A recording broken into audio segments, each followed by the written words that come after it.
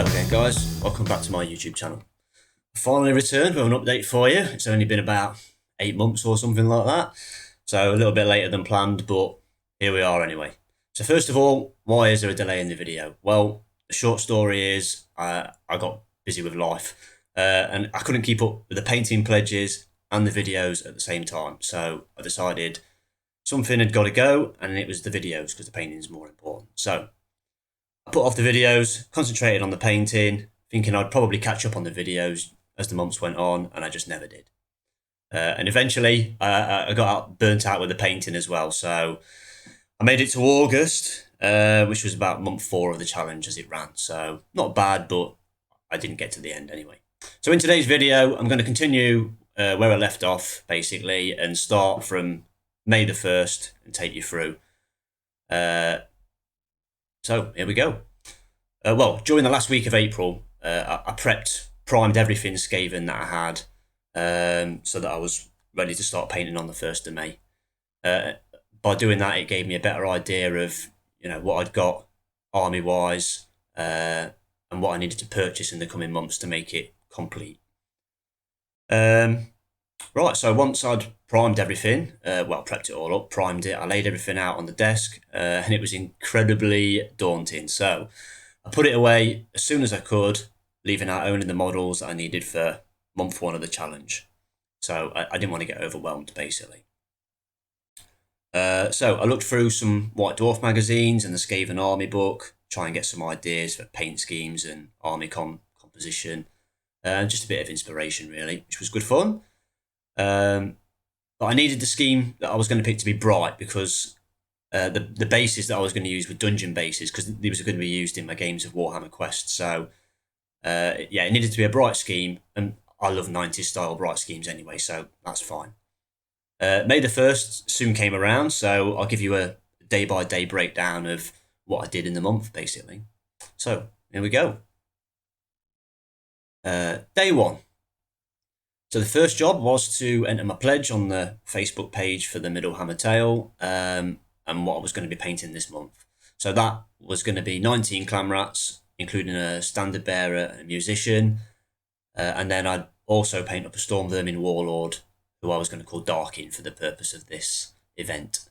So that would give me a unit of 20 to start out with, which I thought was a good enough start.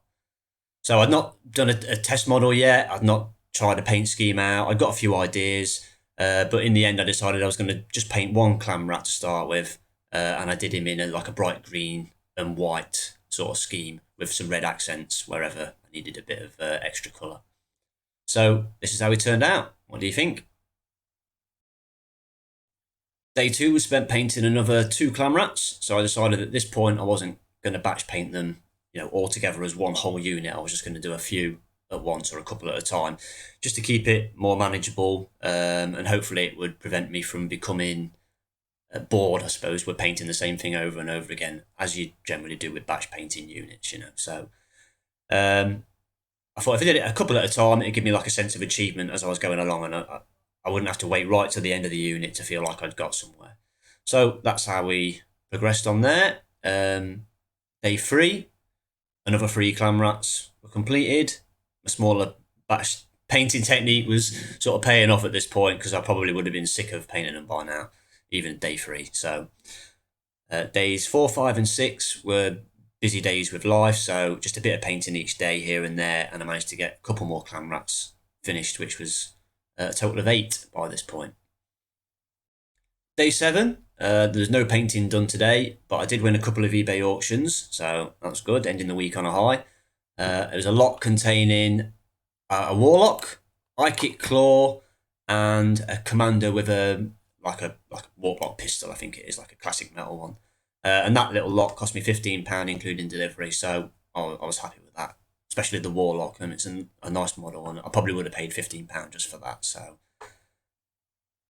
days 8, 9, and 10, there were definitely busy days for me as well, but another 2 clan rats complete, so we're up to 10 now. Day 11 and 12, 2 more clan rats. Days 13, 14 and 15, Nothing painted really on these days. Obviously must have been busy for me. But I was busy on eBay apparently because I won 4 auctions in those few days. So that was including some monopose clam rats, 35 of them, to ensure that I wouldn't run out as I was going along the challenge. That was £25 all in for them. And then there was a classic metal screaming bell as well, which I was really pleased at winning. 34 quid, so not cheap, but worth every penny in my eyes. I also won a metal clam rat standard bearer, and what I thought at the time was a clam rat musician, but it turns out it was just like a tiny Skaven slave musician. And when you put it next to the clam rats, he was way too small, so wasting my time on that one a little bit, but it might get used in the future, we'll see. And I paid £15 for the 2 of those. Day 16, had a decent run at it, so finished another 3 clam rats, bringing the total to 15 now altogether. Days 17 to 20 were busy working, so not much completed on the painting side of it, but I have got to pay for those eBay wins somehow, so a bit of work is all good for me. Day 21, 2 more clam rats, 17 completed altogether, which meant I only had to work on the like the command, and then I'd be done for the month.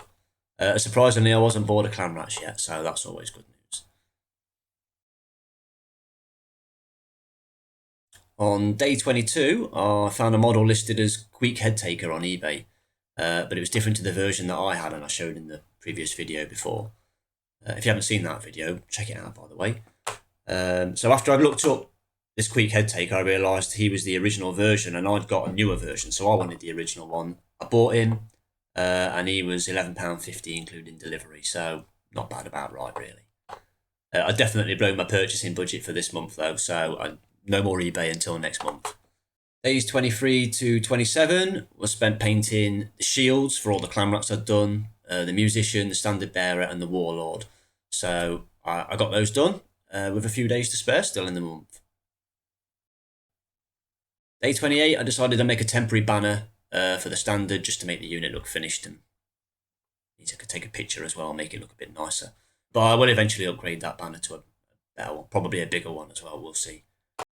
Days 29 and 30, I had a bit of spare time left, so I figured I might as well paint up a leader and a champion for the unit. So one of them was from the Island of Blood plastic box set, and the other one was from a set of 6th edition clam rats. Well, I'd already painted the clam rats, but I got a few bits in my bits box left over, including the command bit, so I made a leader out of those. And that was it. May's painting challenge was completed. So how do you think it turned out? Let me know in the comments down below, and make sure you subscribe so you can see the next video, see how I'm getting on. Thanks for tuning in again, and hopefully I'll catch you in the next one.